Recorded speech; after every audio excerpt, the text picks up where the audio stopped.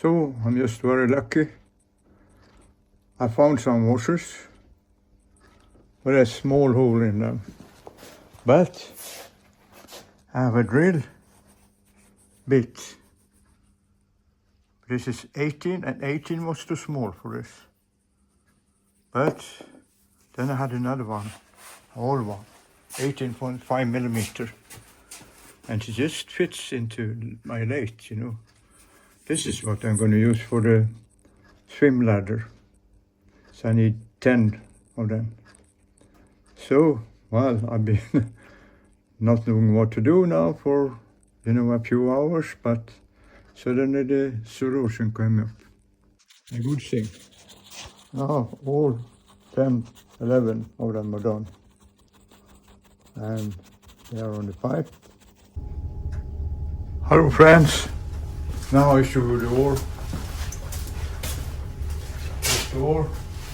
And here's the handle. And yes, it touches this at this angle. But still,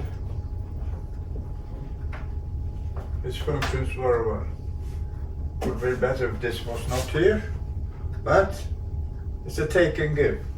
This is a very good thing, and this is a small boat, and because it's a small boat, it's easy to scull it. So, but then it touches this.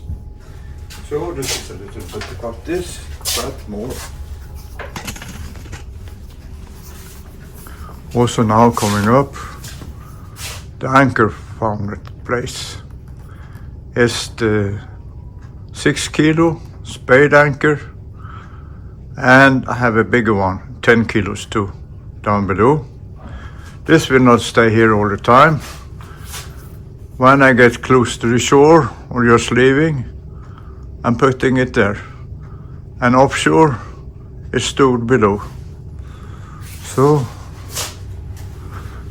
and I just release this knot, and it drops into the water. So it's handy, and I pull it up, and there's the cleat, and then I just do it here. And also people asked about the motor, the electric one. Well, he lives in here, down there. And it is the forehatch. So what I do, I put out something here. I'm not going to carry it all the way back. I use it a little bit and carry it all the way here. It's much better to do it here in the front. And then I lock it in place. Or I steer from here, or I steer with a tiller in the back. So that's a little thing. And then there was something more.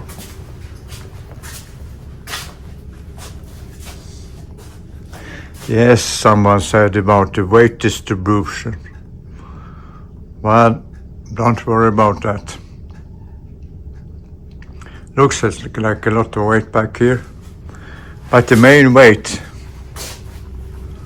here is the ballast keel. This one is 77 kilos, the other one is 75, so I think it's about 154 kilos. And here are the batteries.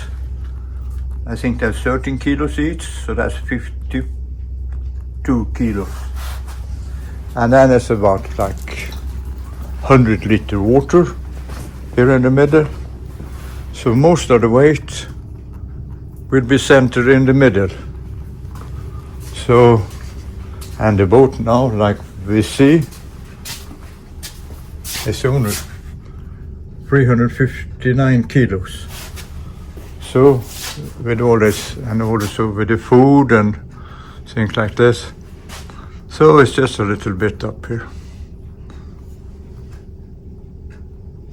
Well, then someone said, it's gonna rule. But I think ruling is a scale, there's a scale factor attaching that. So the square cube rule says weight increases with the cube of the scale. Surface increases with the square of the scale. And a small boat got much more surface area than a big one. So a big boat is like many tons, like 10, 20 tons. And when that starts rolling, it's very difficult to dampen it out. Well, I got a good example of this, and many people think smaller boat rolls more than a big one. It's not my experience. When I got to St. John's in Newfoundland, 1989, there were some big brave boats there, you know, like 50, 60 feet boat that were going up there in the cold weather.